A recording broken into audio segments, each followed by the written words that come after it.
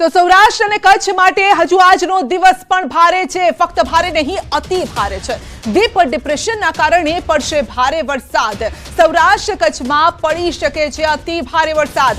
તમામ જિલ્લામાં અપાયું છે રેડ એલર્ટ। સુરેન્દ્રનગર, મોરબી, જામનગરમાં રેડ એલર્ટ અપાયું છે। દ્વારકા, જૂનાગઢ, ભાવનગર, અમરેલીમાં પણ રેડ એલર્ટ છે।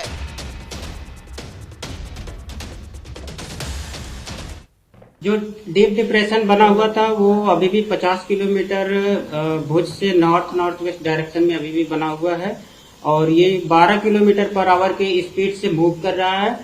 तो जो इस सिस्टम को देखते हुए आज के लिए जो वार्निंग है सौराष्ट्र और कच्छ रीजन के लिए, उसमें सारे डिस्ट्रिक्ट कवर हैं, जिसमें extremely heavy rainfall to exceptional heavy rainfall की वार्निंग है, जिसमें सौराष्ट्र और कच्छ रीजन के सारे डिस्ट्रिक्ट कवर हैं और साथ में रेड अलर्ट जारी है।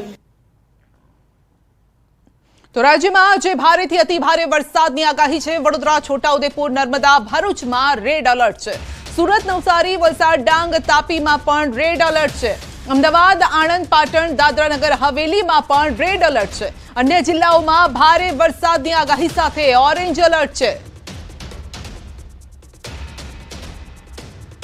गुजरात रीजन की बात करेंगे तो गुजरात रीजन के लिए आज के लिए heavy to very heavy rainfall की वार्निंग है और साथ में जहां पर रेड अलर्ट जारी है वो डिस्ट्रिक्ट है बड़ोदरा, छोटा उदयपुर, नर्मदा, भरूच, सूरत, नवसारी, वलसाड, डांग, तापी, दमन, दादरा नगर हवेली, पाटन और अहमदाबाद डिस्ट्रिक्ट, अहमदाबाद और आनंद डिस्ट्रिक्ट शामिल है। और इसके अलावा जो डिस्ट्रिक्ट है वहां पे heavy to very heavy rainfall की वार्निंग और साथ में ऑरेंज से येलो अलर्ट जारी है। तो राज्य में थंडरस्टॉर्म साथे भारे वरसादनी आगाही है। आगामी 2 दिवस गाजवीज साथे पड़ी शके छे भारे वरसाद। 28, 29 અને 30 3 દિવસ માછીમારોને દરિયો ન ખેડવા સૂચના છે।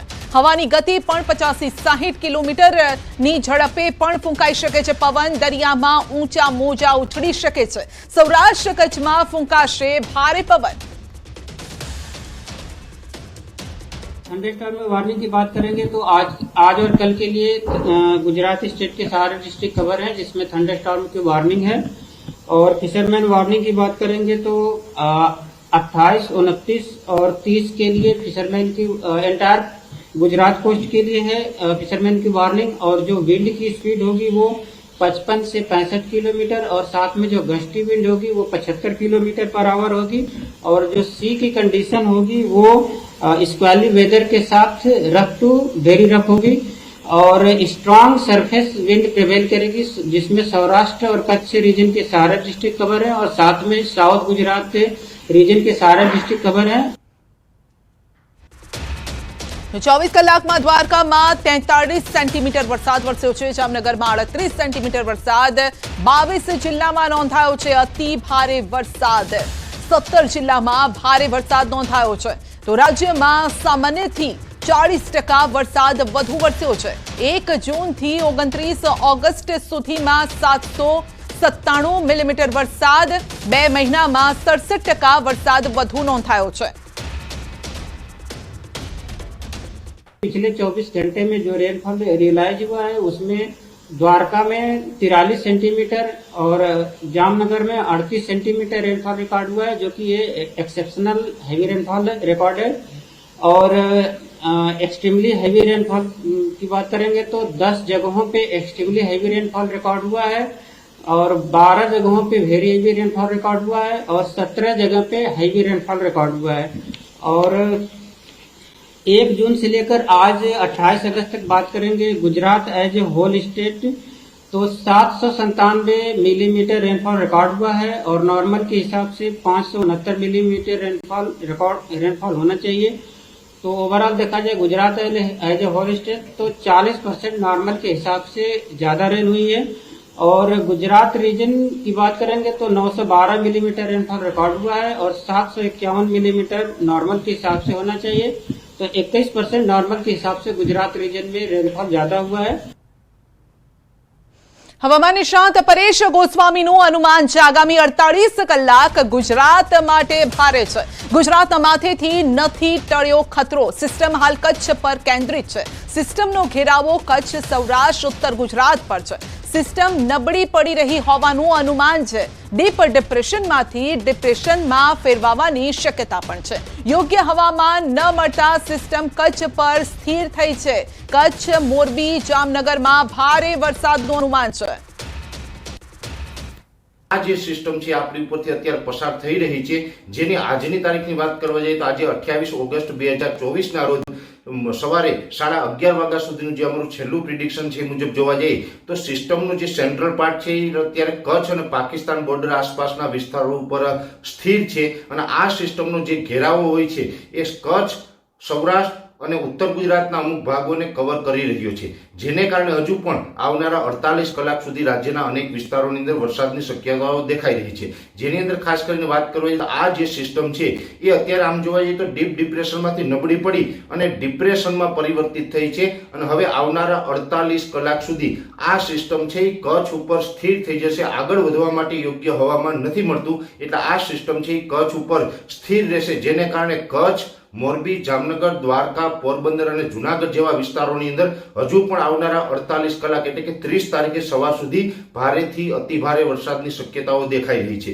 એ સાથે જે બીજા વિસ્તારોની વાત કરવા જઈએ તો ઉત્તર ગુજરાતના પણ પાટણ અને બનાસકાંઠા જિલ્લાની અંદર સામાન્યથી મધ્યમ ને 1-2 સેન્ટરમાં ભારે વરસાદની શક્યતાઓ આવનારા 48 કલાક દરમિયાન છે. એ સિવાયના જે બીજા વિસ્તારો હોય જેમાં ઉત્તર ગુજરાતના વિસ્તાર હોય અથવા તો મધ્ય ગુજરાત, સૌરાષ્ટ્ર કે દક્ષિણ ગુજરાતના હોય એ તમામ વિસ્તારોમાં પણ એકંદરે સામાન્યથી મધ્યમ વરસાદો છે એ આવનારા 2 દિવસ સુધી એટલે કે 28 અને 29 તારીખે 2 દિવસ સુધી નોંધાતા રહેશે. તો દ્વારકા યાત્રાધામ હર્ષદની મંદિર પાસેના વિસ્તારોમાં વરસાદી પાણી ફરી વળ્યા છે. વર્તુ 2 ડેમના પાણી યાત્રાધામ હર્ષદ સુધી પહોંચ્યા છે. હર્ષદ માતાજીના મંદિર પાસેની દુકાનોમાં પાણી ઘૂસ્યા છે. દુકાનોના પાણી ઘૂસી જતા વ્યાપક નુકસાની પણ છે. હર્ષદ માતાજી પાસેના બજારમાં ધસમસતા પાણીના પૂર ફરી વળતા દુકાનોમાં ઘૂસી ગયા છે. તો સતત પાણીની આવક ચાલુ રહેતા યાત્રાધામ હર્ષદમાં જનજીવન પ્રભાવિત થયું છે. વધુ અપડેટ મેળવીશું સંવાદદાતા મુકુંદ પાસેથી. જી મુકુંદ, મંદિર પાસેની દુકાનોમાં પાણી ઘૂસી ગયા છે, લાખો કરોડોનું નુકસાન. જી સંધ્યા, વાત કરવામાં આવે તો દ્વારકા જિલ્લામાં સતત વરસી રહેલ વરસાદના કારણે દ્વારકા જિલ્લાનો વર્તુ 2 ડેમ છે તેમના દરવાજા ખોલવામાં આવતા નીચાણવાળા વિસ્તારોમાં પાણી ફરી વળ્યા હતા. વર્તુ ડેમના દરવાજા ખોલવામાં આવતા યાત્રાધામ હર્ષદ સુધી આ પાણી પહોંચ્યા હતા અને હર્ષદ માતાજીના મંદિર પાસે આવેલી જે દુકાનો છે તે દુકાનોમાં કમર સુધીના પાણી ભરી જતા દુકાન માલિકોને પણ પારાવાર નુકસાની વેઠવાનો વારો આવ્યો છે. દુકાનો હજી બંધ છે, પરંતુ દુકાનો ખોલશે ત્યારે આ લોકોને ખબર પડશે કે કેટલી નુકસાની છે. ક્યાંક ને ક્યાંક વરસાદે જનજીવન પ્રભાવિત કર્યું છે, ત્યારે યાત્રાધામ હર્ષદ પાસેની બજારો છે તે બજારોમાં પણ હાલ કમર સુધીના પાણી ફરી વળ્યા છે. સંધ્યા, જી આપનો આભાર.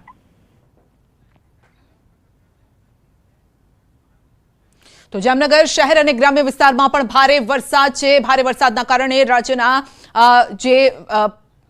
રાજ્યના જે પરિવહન વિભાગ છે એસટી ડેપોના દ્રશ્યો સામે આવ્યા છે. તો મેન્ટેનન્સ ડેપો ખાતે એસટી વિભાગની બસો પાણીમાં ગરકાવ થઈ ગઈ છે. ડેપો ખાતે 6 થી 7 ફૂટ જેટલું પાણી ભરાયેલું છે અને આ દ્રશ્યો સામે આવ્યા છે. આપ જોઈ શકો છો, બસ પાણીની અંદર ડૂબી ગઈ છે. તો એસટી ડેપોના આ દ્રશ્યો છે જામનગરથી સામે આવ્યા છે અને ડેપો તો આખું પાણીમાં, જે મેન્ટેનન્સ વિભાગ છે ત્યાંના આ દ્રશ્યો છે અને બસો આખી પાણીની અંદર ડૂબેલી છે. આનાથી ખ્યાલ આવે છે કે કેટલો પાણીનો ભરાવો અહીંયા થયેલો છે. તો 7 થી 8 ફૂટ જેટલા પાણી અહીંયા જોવા મળી રહ્યા છે. તો જામનગર દ્વારકા હાઈવે પર ભરાયા છે વરસાદી પાણી. જામનગરથી દ્વારકા તરફ જવાનો હાઈવે વરસાદી પાણીથી પ્રભાવિત થયો છે. જામનગર ટોલ નાકાનો વિડીયો સોશિયલ મીડિયામાં વાયરલ થયો છે. જામનગરમાં ભારે વરસાદના કારણે જામનગર જિલ્લાના પંચાયત વિભાગ અંતર્ગત આવતા 7 જેટલા રસ્તા બંધ કરવામાં આવ્યા છે. જામનગર શહેરના અનેક વિસ્તારોમાં વરસાદી પાણી છે. લોકોના ઘરમાં આ પાણી ઘૂસી ગયા છે.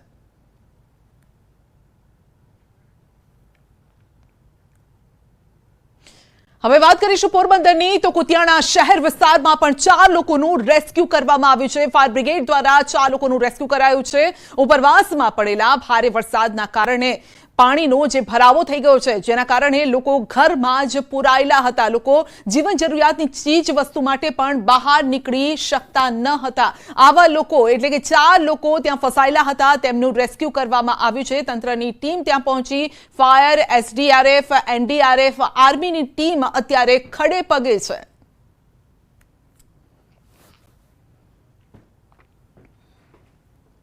તો રાજકોટમાં ગઈકાલે ભારે વરસાદને લઈને એરપોર્ટની દિવાલ તૂટી ગઈ, સોસાયટીમાં પાણી ઘૂસી ગયા છે। જૂના એરપોર્ટની દિવાલ અચાનક જ તૂટી ગઈ અને જાગૃતિ સોસાયટી ભૂમેશ્વર વિસ્તારમાં પાણી ઘૂસ્યા છે।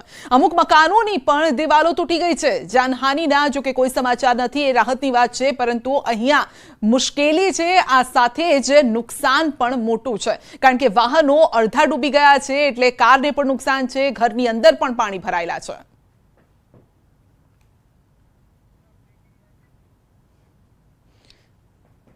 તો આ તરફ ખેડા જિલ્લાના ગામડાઓમાં પણ પાણી થઈ ગયું છે। ન્યૂઝ 18 ગુજરાતીની ટીમ ત્રાનાજા ગામે પહોંચી છે। વરસાદ બંધ થયા બાદ પણ નથી ઓસરી રહ્યા પાણી।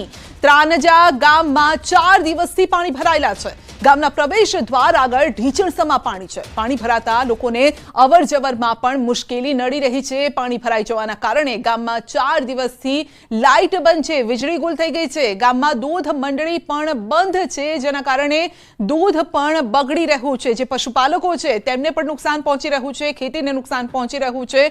લોકોને દૂધ શાકના ફાંફા પડી ગયા છે પાણી ભરાવાના કારણે।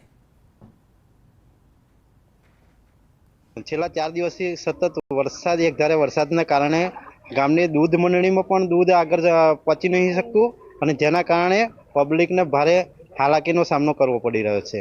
તેમજ નાના મોટા સાધનો જેવા કે બાઇક જો કાઢવું હોય તો પણ ટ્રેક્ટર અને 4 વ્હીલર સાધનનો ઉપયોગ કરવો પડે છે। જો લવાલ કોસમાં પાણી ઓછું થાય તો જ આ પાણીનો નિકાલ થાય, તે સિવાય પાણીનો નિકાલ થાય એવું શક્ય નથી। 4 દિવસથી સતત વરસાદના કારણે ગામની અંદર પાણી ઘૂસ્યા છે। 4 દિવસ લાઇટ નથી, દૂધ મંડળી 4 દિવસથી બંધ છે, પશુને ખાવા માટેનો ચારો સમગ્ર પલળી ગયો છે। તમે જોઈ શકો તમારા દ્રશ્યો ગામની અંદર। મુશ્કેલી તો એકબીજા ગામની અંદર કોન્ટેક્ટ તૂટી ગયા, મોબાઈલ નેટવર્કો બંધ થઈ ગયા છે, લાઇટ નથી, મોબાઈલ ચાર્જિંગ નહીં કરી શકતા, પશુને લઈ જવામાં, ખેતરની અંદર લઈ જવામાં તકલીફ પડી છે। પાક તમામ નિષ્ફળ ગયા છે। તમે આગળ ખેતરોની અંદર પણ તમે જોઈ શકો કે પાણી તળાવ બની ગયા છે બધા ખેતરો। ખેડા જિલ્લામાં છેલ્લા 2 દિવસથી અવિરત વરસાદ બાદ આજે વરસાદ 24 કલાકથી રોકાયો છે, પરંતુ ગામડાઓની સ્થિતિ બતાવીશ કે પાણી ઓસરવાનું નામ નથી લેતા। દ્રશ્યો બતાવીશ કે જે પ્રકારે અત્યારે અમે ન્યૂઝ 18 ગુજરાતી ટીમ ત્રાંજા ગામે પહોંચી છે। ત્રાંજા ગામના દ્રશ્યો છે, જ્યાં આગળ લોકોને અત્યારે ગામના પ્રવેશ દ્વારની અંદર જ ઢીંચણસમાં પાણીમાંથી પસાર થવું પડી રહ્યું છે। મહત્વની વાત કરવામાં આવે તો આ ગામની અંદર જે દૂધની ડેરી છે તે પણ 4 દિવસથી બંધ છે અને જેના કારણે લોકોને પોતાનું જે દૂધ છે તે પણ ક્યાંક ને ક્યાંક બગડી રહ્યું છે, કારણ કે ગામની અંદર દૂધ રિસીવ કરવા માટે ટેન્કર નથી આવી રહી અને આ ગામની અંદર છેલ્લા 4 દિવસથી આ પ્રકારે પાણી ભરેલા છે અને લોકોની મુશ્કેલીનો સામનો કરવો પડી રહ્યો છે। મહત્વની વાત કરવામાં આવે તો માતર તાલુકાના મોટે ભાગના ગામડાઓની અંદર આ જ પરિસ્થિતિનો જોવા મળી રહી છે, કારણ કે ઉપરવાસમાં વધારે વરસાદ અને અહીં આગળ 10 ઇંચથી વધુ વરસાદ પડવાની પરિસ્થિતિ હતી અને અહીંના લોકોને ભારે હાલાકીનો સામનો કરવો પડી રહ્યો છે। ઉમંગ પટેલ, ન્યૂઝ 18 ગુજરાતી, ત્રાંજા, ખેડા।